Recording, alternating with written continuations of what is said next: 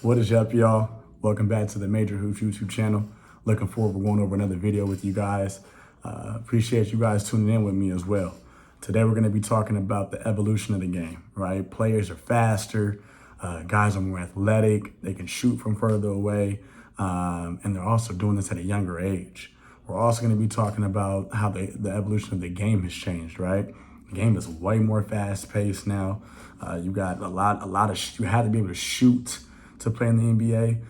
You have to be able to stretch the floor out. You have to be able to run. You have to be able to do all that, all those type of things in order to play in the NBA level. So we're just going to talk about a little bit of those things. We're going to break them down and just get into the nitty gritty of it, right? So from a player standpoint, right, the actual build of an NBA guy these days, right, they're long.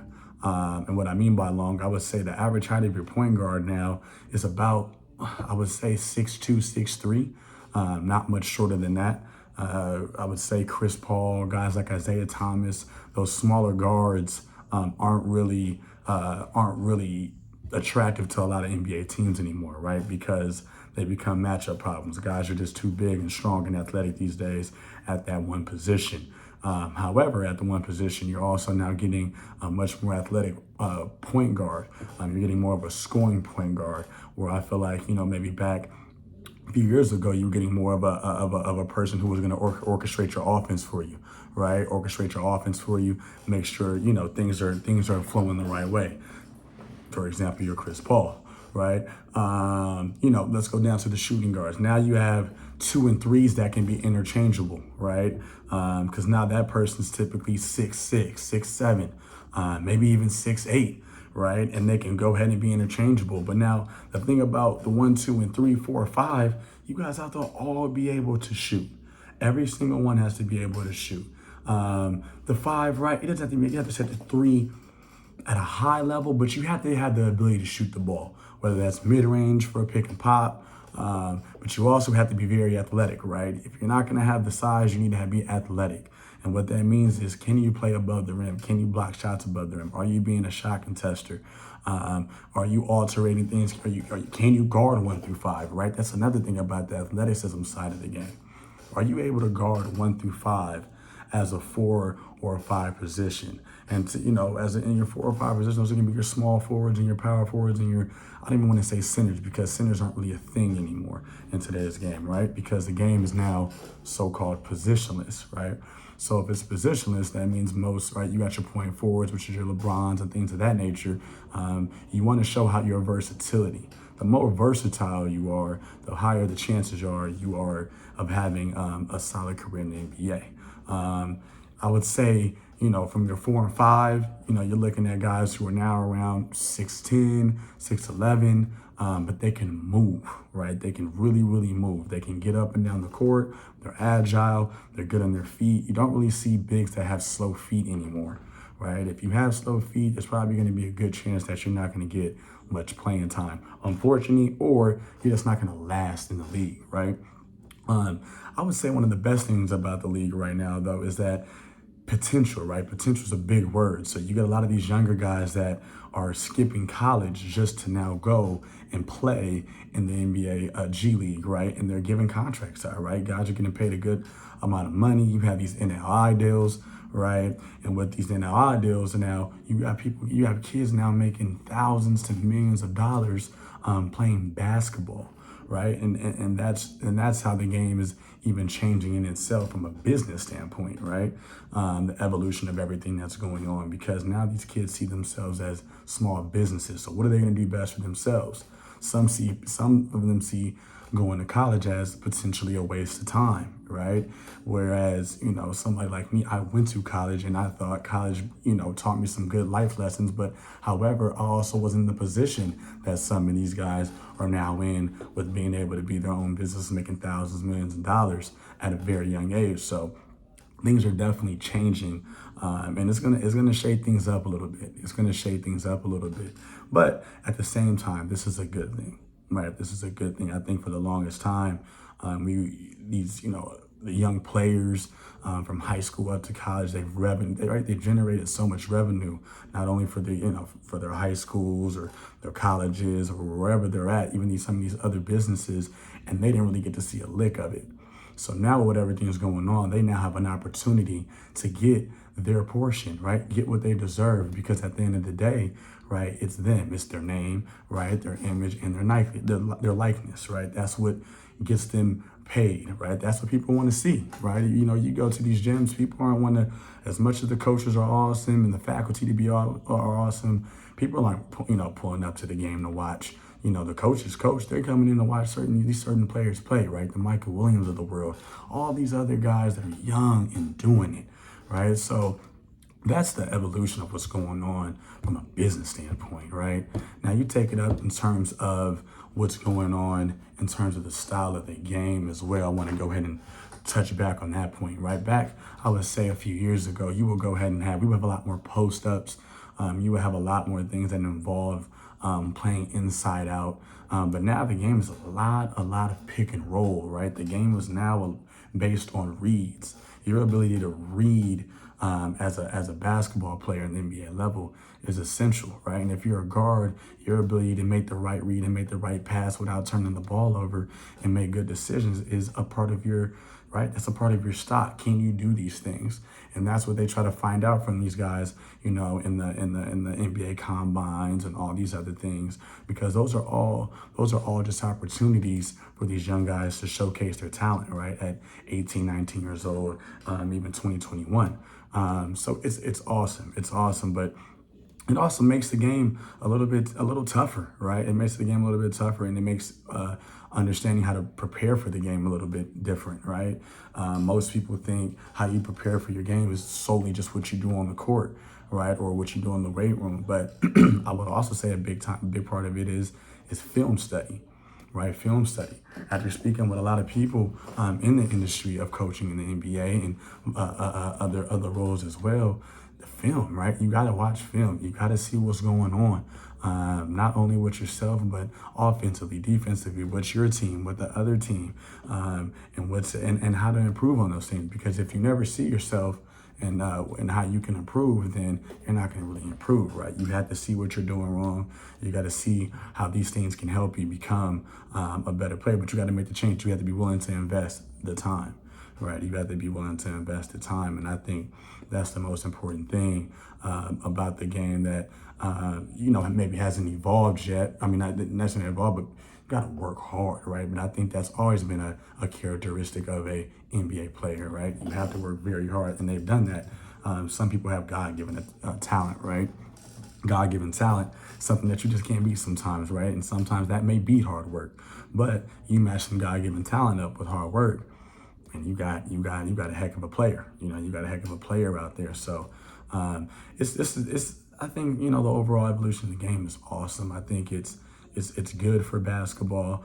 I think the one person that I would say really made the game evolve is Steph Curry, right? As well as LeBron James. I think LeBron James, from a standpoint of his size, right? Of his height, 6'8", 6'9", about 260, 270. It's incredible what he does, right? And he, along, don't get me wrong, you had the Magic Johnson that was similar to the first kind of do it, but LeBron was different in this fact that, Magic couldn't really score as well as Bron could, right? He also, in my opinion, I don't think he was as athletic as LeBron, right? Was LeBron, from athleticism, athletic specimen standpoint, was outrageous. And now you have more players nowadays that are trying to be point forwards that like LeBron, which is incredible. So at the same time, the reason I would say somebody like a Steph Curry, this was changed the game for us, because think about it, right? Steph is a guy who's 6'3", right? Maybe probably give him a $190, $180, right? But he's one of the hardest dudes to guard in the NBA. Why? He has great conditioning, right? He can also shoot the ball from half court. You have to guard him once he passes half court, which is crazy if you ask me, right? Especially at the NBA level, right? Because the NBA line is 30 feet. So if you got to guard him from right when he passes half court, then you got a bad person you're dealing with, right? And just his ability to not only have the ball in his hand all the time, but he also can score without the ball, right? His ability to run off of screens, his ability to make the right reads, be a good passer.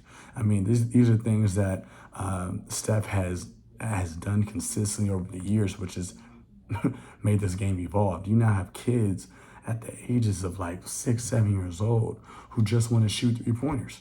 Why do they want to shoot 3-pointers? Because of Steph Curry, right?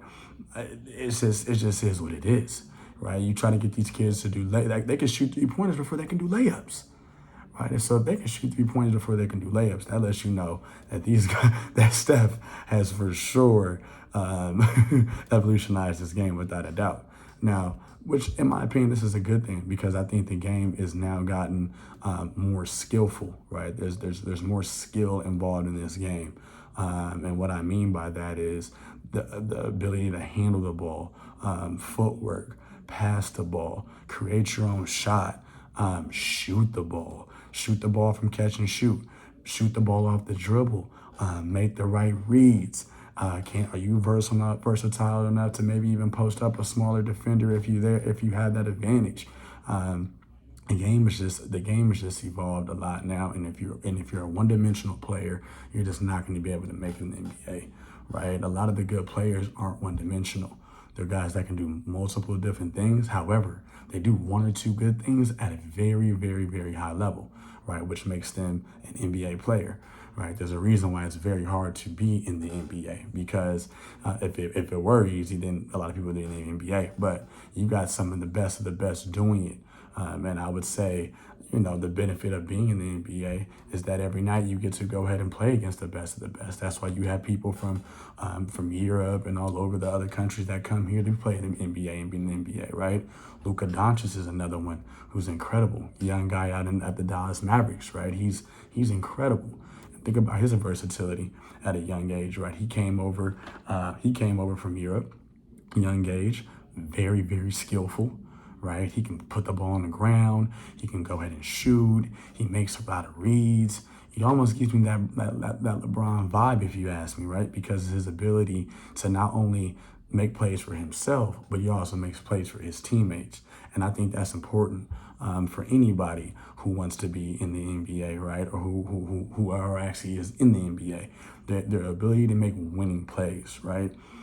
At the end of the day, these NBA teams, they want winning players. So in order to be a winning player, you have to go ahead and show that you know how to win, right? And a lot of those things sometimes can be intangibles, right? Majority of the times they're intangibles because a lot of these guys, NBA scouts, they're already looking at you because they know you have the talent. They know you have the skill. So what's going to separate you? What separates a lot of these guys from the ones that make it in the NBA and the ones that don't are the ones that are willing to do the intangibles, the ones that are willing to do what others won't, right? And that's a part of your habit. That's a part of your routines. What are you doing day to day? How are you preparing for these things? Because that's the most important thing, your preparation. And NBA players that do make it, and that's why you get a lot of NBA guys who are rookies that come into the league and they're getting mentored by the OGs, right? By the guys that have been in the league for 6, 7, 8, 9, 10 plus years, right? Because they know the ropes. So if you want to know how to make it in the NBA, if you want to know, right, if you want to know the ins and outs of the NBA, you're going to talk to somebody who's already done it. Right, you're going to talk to somebody who's already done it at a high level, and you get guys like I said, the Lucas, right, and even like I give an example for like the Kyrie, right. Kyrie even said one of his biggest mentors was Kobe Bryant. We would all sit here and say, arguably Kobe is the greatest of all time, and why not learn from him? Why not try to pick up on some of the things that he did day to day in terms of his routine to be that type of player? Right. And in my opinion, I think that's one of the most incredible things about the NBA, because the NBA, you're going to see history repeat itself. Right. History repeats itself a lot in the NBA. That's why records are broken. That's why these things happen. Right. And even like young guys like Jason Tatum, right, wearing the wristband, the Kobe Bryant wristband, right, in the series against the Warriors. These are things that these are things that they do because they got the mentorship from the guys who have done it at the highest level. So, it's good, man. I could talk about hoops all day, man. I could talk about hoops all day and what's going down. But I just wanted to share with you guys, just my opinion on what the NBA is like today. From a player standpoint, from a gameplay standpoint, and I would have the same conclusion that the NBA is fun, man. It looks fun. I wish I was athletic enough and tall enough to be in the NBA because that'd be awesome. But it's good basketball to watch, and it's even more fun to see kids at a young age now, crack the league and get in there and really have an impact at a young age, right? Because it shows you where the game is going, right? These kids are coming better and better and better, more skillful, more athletic. The game is going to continue to evolve. I can only imagine what it's going to look like come, the next 5 to 10 years, right? Because it's just going to keep happening. So I think for anybody who's wanting to get in the NBA and sees this, right? Be a sponge to knowledge. Try to get with some OGs. Try to learn from people who've already done it. Be disciplined. Create a routine, and do your homework. That's another big thing. You got to do your homework, right? If you go and take a test, if you don't do your homework, you don't study, you're gonna fail that test, right? The NBA is nothing different. These guys, right? They get the mentorship. They do their best to get their answers, for the test before they go out there and play because they know what they're going to get themselves into. And some are prepared, some aren't. Some realize this is for them, and some realize this is not. So, the NBA is the best of the best, man. You gotta be ready to go. You have to be willing to sacrifice, right? And you got to be willing to be consistent every single day and do what you have to do. So, yeah, man, this was awesome. I look forward to talking to you guys some more about some NBA stuff, some NBA stuff, what's going on in the NBA. And stay tuned, man. Stay tuned. All right. I'll talk to you guys soon.